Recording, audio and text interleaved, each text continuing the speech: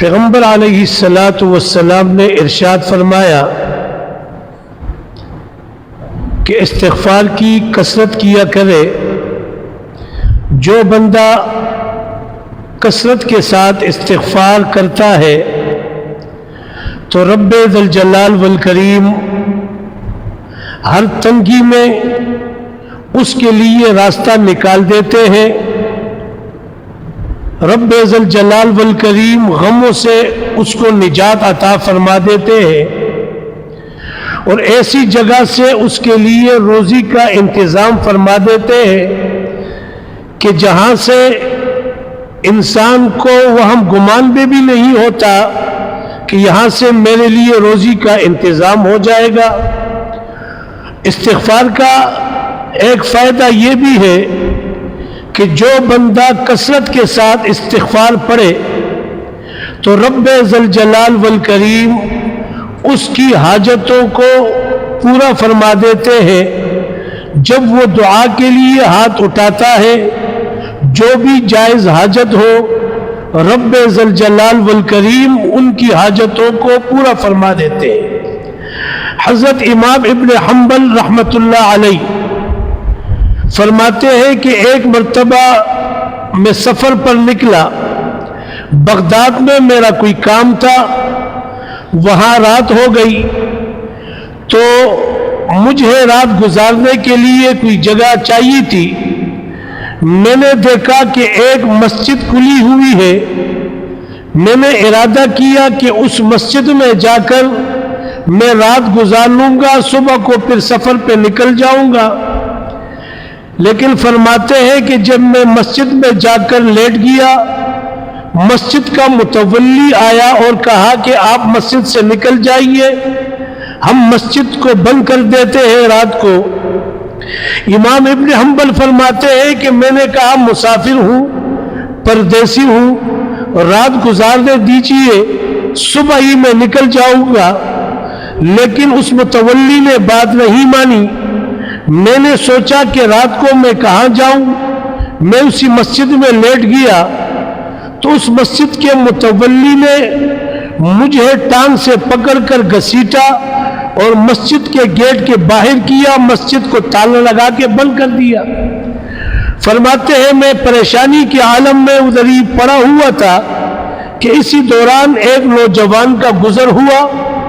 انہوں نے مجھے ہاتھ دے کر اٹھایا اور کہنے لگا کہ آپ مسافر ہو, چلیے میرے ساتھ, میں آپ کو اپنے گھر میں ٹھہراتا ہوں, آپ کی خدمت بھی کر دوں گا. حضرت امام ابن حنبل فرماتے ہیں میں اس نوجوان کے ساتھ چل پڑا تو وہ نوجوان سارے راستے میں بس استغفر اللہ استغفار پڑھتا رہا.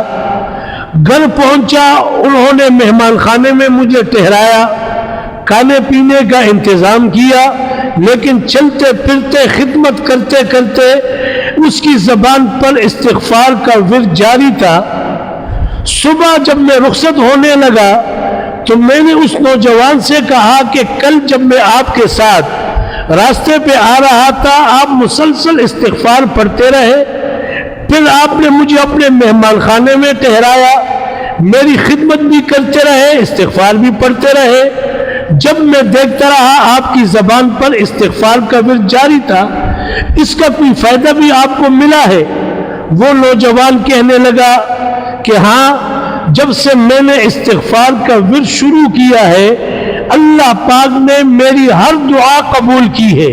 کوئی دعا آج تک رد نہیں ہوئی, صرف ایک دعا ہے جو ابھی تک قبول نہیں ہوئی, وہ بھی انشاءاللہ میرا رب قبول کر لے گا. امام ابن حنبل فرماتے ہیں کہ میں نے پوچھا کہ وہ کون سی دعا ہے جو ابھی تک قبول نہیں ہوئی, کہ فرماتے ہیں کہ وہ نوجوان کہنے لگا کہ میری بہت بڑی خواہش ہے کہ میں امام ابن حنبل کا دیدار کر دوں. اس زمانے میں موبائل، تصویر، فوٹو یہ تو تھے نہیں.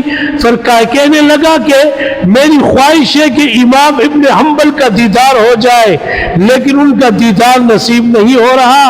وہ وقت کے بہت بڑے امام ہیں، ان سے ملاقات، ان کا دیدار میرے لیے بہت مشکل ہے.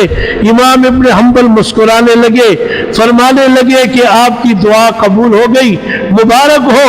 وہ نوجوان کہنے لگا کیسے؟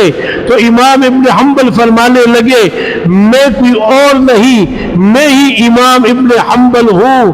تو آپ کے استغفار نے مجھے آپ کے قدموں میں لا کے رکھ دیا. یہ حاجت بھی اللہ نے پوری کر دی. صرف دیدار نہیں کروایا، خدمت بھی میری کی آپ نے، مہمان نوازی بھی کی. تو عرض کرنے کا مقصد یہ ہے کثرت کے ساتھ استغفار، استغفر اللہ، پانچواں کلمہ یاد ہو وہ پڑھے.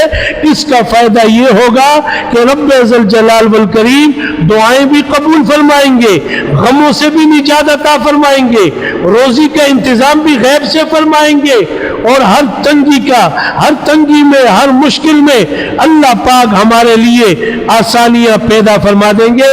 اللہ پاک ہم سب کو کثرت سے استغفار کرنے کی توفیق نصیب فرمائے.